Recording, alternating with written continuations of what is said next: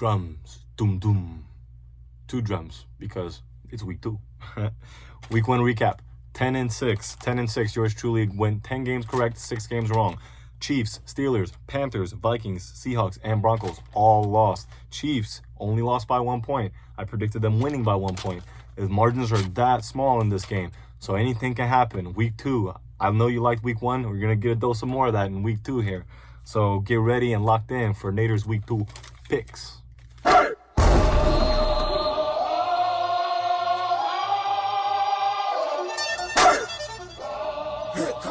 All right, let's start off with Thursday Night Football. And I believe these two teams maybe met on Thursday Night Football last year. It was definitely a primetime game. So Vikings at Eagles. Not much to be said. Vikings lost last week to the Bucks. The Eagles got a healthy squad. They're not playing in the rain. They're at home opener. James Bradbury for the Eagles is out. And they have some questions about how they're going to defend Justin Jefferson. But at the end of the day, I got the Eagles pass rush closing in on Cousins, making it a hard time for him. Eagles win 35-23. Ravens at Bengals. Ravens have some questionable. Mark Andrews is questionable. You got Marlon Humphrey is questionable. And one of their players is also ruled out of the game. So the Bengals, coming off a horrible performance, they play another division opponent at home. It's Lamar against Burrow. I don't know how the weather's going to be, but I think the Ravens are going to pull it out. The Bengals started 0-2 last year, and look what they turned out. They're going to have to prove themselves wrong again this year because I'm predicting they're going to lose at home to the Baltimore Ravens 24-16. Marcus Williams, the safety for the Ravens, is out. However, they still have a pretty good secondary. Kyle Hamilton, first-round draft pick from last year, only getting his feet wet. Seahawks at Lions. One high-powered offense. I expected more from the Seahawks last week. I was disappointed. I didn't see nothing. The Lions look good. They're fiery under their coach. Lions home opener, I see him putting up a lot of points because that offense is hard to stop. Lions over Seahawks, 41-27. Geno Smith is still not in a rhythm yet. Colts at Texans. Texans at home. Colts at Texans. 2 rookie quarterbacks, Anthony Richardson, CJ Stroud. Anthony Richardson still has Jonathan Taylor out, not playing for him. CJ Stroud, Houston Texans, not a good opening start as predicted. So maybe this is the game the Texans comes close to winning, and then the Colts just snatch it at the last second. I can see this game going down to the last point. 27-26. I got the Colts over the Texans. That takes to the Bears at the Buccaneers. Buccaneers surprised a lot of heads last week. I mean, surprisingly so. They beat the Vikings. And then you got the Bears lost at home. I predicted Green Bay was going to, have their way. Green Bay is a scary team in the NFC. But for this matchup, however, it's the Buccaneers at home, Bears on the road. I got the Bears coming up short again. Nothing seems to me that Baker Mayfield's clicking with his receivers. He looked comfortable in the pocket. I expect him to throw a party unless the Bears can generate some pass rush. So the Buccaneers win this by field goal, 31-28. Chiefs at Jaguars. This is a AFC divisional matchup from last year. The Jaguars at home, Chiefs on the road. Chiefs just paid Chris Jones, so they got him back in there. I think that's going to make a huge difference. Just the psyche of that locker room. We're not going to have as many drops, or they're not going to have as many drops this week, the Chiefs, I think, not unless they keep the same people dropping in there on the field for more reps. They might try to establish the run game back. Jaguars are a good young team. They were trailing against the Colts, came back and won, so you can't count them out. But against the Chiefs, I just think Patrick Mahomes, whoever has the ball last, is going to win this game. Could be wrong, so don't count it out. But it's going to be a close margins here. 2 good AFC teams with 2 young, good quarterbacks. Chiefs at Jaguars. Chiefs win 27-25. I was wrong about them last week, but I don't see the Chiefs going 0-2. I just don't. All right, that takes us over to the Packers at Falcons in the Dome for the Packers. Questionable at receiver here. Christian Watson, who didn't play last week, still questionable. Romeo Doubs. Aaron Jones nursing a hamstring. We saw him in that big play he made that he was grabbing his hammy. Worst way to score a touchdown and post-celebration be, I got to go over to the tent because of my hammy.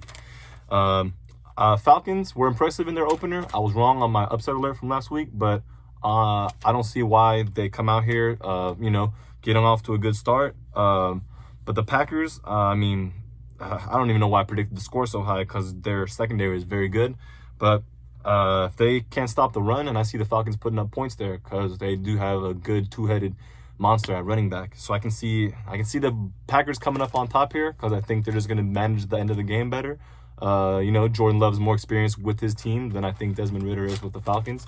I don't think he's going to be willing to take those shots and be more confident in his shots, especially not against Jair Alexander, Rasul Douglas, and that secondary. So I can see them running and controlling the game mostly up until the fourth quarter. Let's see how it comes out. But I got the Packers winning 34-31. Takes us to the Raiders at Bills. Disappointing week for all Bills fans. They lost to the Jets. All you have to do is not turn the ball over.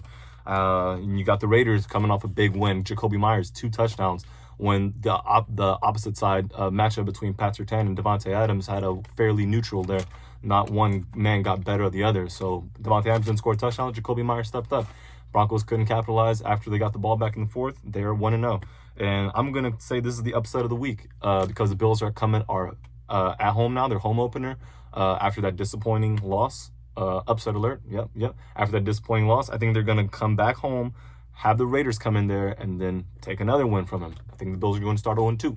So that's Raiders 27, Bills 17 in Orchard Park. That takes us to the Chargers at Titans. Both teams 0-1. None of them want to see 2 losses. No one go to 0-2. Mike Vrabel has a very good coach team. Just not enough playmakers right now for their offense, it seems. And the Chargers are that kind of a team. They're playing a better defense, so I can see this being low scoring. But I do see the Chargers coming out on top. And they honestly could have had the Dolphins game in the bag last week. But, that Tua Tagovailoa got some good receivers and a good O-line. And he gets the ball out quick to his advantage. But in this game, however, I do have the Chargers beating the Titans at Tennessee, 24-22. All right, Niners at Rams. Niners, crazy defense. Week 1, let me just say, the first play of the game, you knew that the Steelers were going to beat the Niners were going to beat Steelers. Najee Harris had a handoff, 33 lead, right up the hole. Met Fred Warner. Not ready for him at all. Set the tone for the rest of the game. Fred Warner, nasty hit on him. Clean, of course. But, man, Najee Harris, he probably quit the game right there. I'm not no disrespect, but he only touched the ball 5 more times on the ground after that. Well, Fred Warner and that defense is intense. But the Rams are no joke. They always play them tough. The Rams are coming off a big win, a good win. This is a division matchup, so it could go either way. Niners are still tough to beat. And just because the Rams are at home, I don't see the 49ers not controlling the ball pretty handedly here. I'm going to watch film from what they did well against Seattle and come out and try to shut all that down. So I got the Niners and Rams. Very tight game. The score might not represent how close it is at moments, but in all intents and purposes, I think it might be an accurate description of how this game will go. So I got the Niners beating the Rams 29-16. That takes us to the Giants at Cards. Both teams are right here, 0-1. Giants on the road against the Cardinals.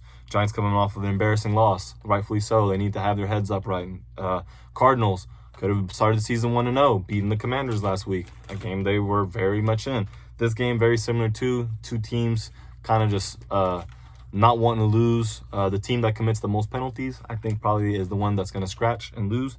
And here I got this being close, but I got the Giants winning by field goal, 21-19. Jets at Cowboys. America's game of the week. Cowboys at home. Go Big Blue. This is not a lot different now. All those ticket prices for this game was super high at the beginning of the season. Now it's kind of like, But anywho, this should still be a good game. And great defenses right here. Great defenses at play here.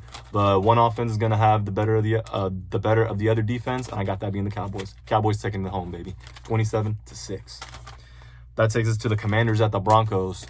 I had the Broncos winning by 2, and they lost by 1. So, margins right there. They're at home again for the second day. I can see them possibly losing this game. Commanders coming off of a win. I could see them starting off 0-2, but in all intents and purposes, that defense is very solid. So they just have to make a couple more plays than what the Commanders offense makes. The Denver offense, Russell Wilson and his set of receivers looked decent with Cortland Sutton last week. But they got to get that run game going with Javonte Williams. There wasn't much at all against the Raiders. Kudos to the Raiders. But I'm going to say they get some of that going and then cash in a little bit more in the red zone. So I got the Broncos over the Commanders, 22-13. I predicted the Commanders to beat the Cardinals last week, but now we'll see what happens. All right, Dolphins at Patriots. These two teams always play each other very tough. So I'm excited to see what it's going to look like in Foxborough. It could be raining, could be cloudy, could be freezing at any time in the year. So if this could be one of those kind of games, I'd love to see it. But I got this one actually going to the Patriots here. I think they can do some things that the Chargers didn't do so well late in the stretch, trying to defend Tua Tagovailoa, the Dolphins quarterback. He has an array of weapons, and I just see the Patriots finding out a way to stop them. And they had some good things when they weren't turning the ball over in their loss against the Eagles. So I can see them putting up 28 points here. Like I said, it can go either way. I want to see a good game. I think the Patriots are going to win here 28-23 over the Dolphins. We got the Saints and the Panthers. That was Sunday Night Football. Now we're over to a doubleheader on Monday night. So we're getting this moved out fast, We got a lot of games to cover. So Monday Night Football, the first out of a doubleheader. Saints at Panthers. So we're going to see. Right now, the Panthers coming off of a loss, predictably, rookie quarterback. They got some players injured or questionable for the game, so not looking the best. But however, the Saints only beat the Titans by a point. I thought they were going to beat them fairly easy. So the Saints got some stuff to prove too, They can show that they can put up points and be an explosive offense in the NFC. So we're gonna see how that goes, But for this rivalry right here, first matchup, these two teams don't really like each other. It's always feisty and a lot of penalties. I got the Saints coming out on top here, 26-16, and I got them scoring at least 2 touchdowns. Browns at Steelers is the next one. Divisional matchup right here. Browns coming off a big win last week. The Steelers, got smacked by the 49ers. They're still at home. They definitely want to try to avoid going 0-2, especially not falling back in that division because, they're playing the Browns. They're already 1-0. The Ravens are going to be playing early in the week against the Bengals. And if they handle the Bengals, then they need to keep up with the Ravens. And then now the Browns need to keep up with the Ravens. So they're going to look at Pittsburgh and go, hey, we're not taking it easy on y'all. Myles Garrett, he wants some Defensive Player of the Year recognition too. I mean, go Micah for the crown, but Myles Garrett's right there. He wants that too. Just like Nick Bosa can get it again. Or maybe even TJ Watt. We'll see. But for this game, perfect way to end the week, in my opinion. Monday night, last week, the Jets beat the Bills on the last play of the game, punt return in overtime. Very fun. But this one also I can see coming down to a one-score game. Very close score here. Browns at Steelers.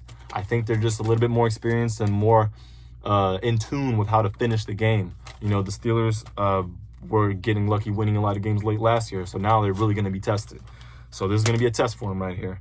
Browns at Steelers. Browns 29, Steelers 27, making the Steelers 0-2, opening up the season with 2 home games. And that is in the book. We got week 2. Week 1 recaps 10-6, 16 games, 16 matchups since there's no bye weeks until like the first maybe week 4 or 5. So we got a full loaded schedule. Enjoy week 2, ladies and gentlemen. Nader is out. Make those picks, comment up. I love everything. If you're still here, voila, buena vista.